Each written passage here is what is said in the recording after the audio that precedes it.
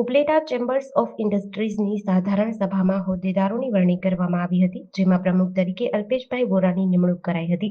ઉપપ્રમુખ દીપકભાઈ રામાણી, ખજાનચી જયેશભાઈ વસંત, મંત્રી વિનુભાઈ ઘેરવડા, સહમંત્રી વાલજીભાઈ રામોલિયાની નિમણૂક કરવામાં આવી. વ્યાપારીઓ દ્વારા કોર્નામેન્ટ લેવામાં આવી હતી અને અન્ય લોકોને પણ લેવા વિનંતી કરી.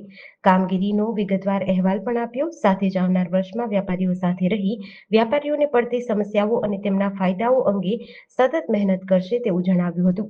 આ સભાના કાર્યક્રમમાં ઉપલેટા નગરપાલિકા પ્રમુખ વર્ષાબેન ગજેરા, છગનભાઈ સોજીત્રા, દાનભાઈ ચંદ્રવાડિયા, ડાયાભાઈ તેમજ સામાજિક સંસ્થાના આગેવાનો અને ગામના આગેવાનો જોડાયા હતા. મંત્રી વિનુભાઈ ઘેરવડા આજ રોજ આરએસ પાર્ટી પ્લોટમાં ઉપલેટા ચેમ્બર્સ ઓફ કોમર્સની 25મી સિલ્વર જ્યુબિલી વાર્ષિક સાધારણ સભાનું આયોજન થયેલ.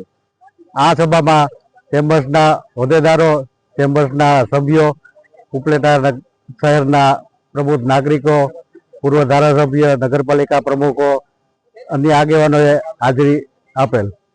આ સભામાં 2026ના નવા હોદ્દેદારો તરીકે નવા ઉપપ્રમુખ અલ્પેશભાઈ વોરા, ઉપપ્રમુખ દીપકભાઈ રામાણી, મંત્રી હું વિનુભાઈ ઘેરવડા, સહમંત્રી વાલજીભાઈ રામોલિયા ને ખજાનચી તરીકે જયેશભાઈ વસંતને જવાબદારી સોંપવામાં આવેલ છે.